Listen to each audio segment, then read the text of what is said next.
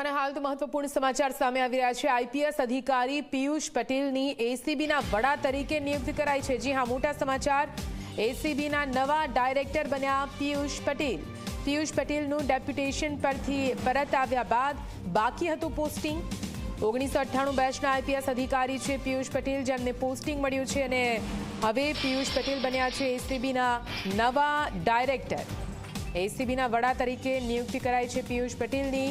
1998ની બેચના IPS અધિકારી છે પિયુષ પટેલ, જેમને ડેપ્યુટેશન પરથી પરત આવ્યા બાદ પોસ્ટિંગ આપવામાં આવ્યું છે। વધુ માહિતી સાથે સંવાદદાતા હિતલ જોડાઈ ગયા છે। હિતલ, એસીબીના નવા ડાયરેક્ટર પિયુષ પટેલ બન્યા છે, મોટી જવાબદારી। જી ચોક્કસ એવું કહી શકાય કે આઈપીએસ અધિકારી પિયુષ પટેલને ખૂબ મોટી જવાબદારી સોંપવામાં આવી છે અને બહુ કાબિલ અધિકારી છે।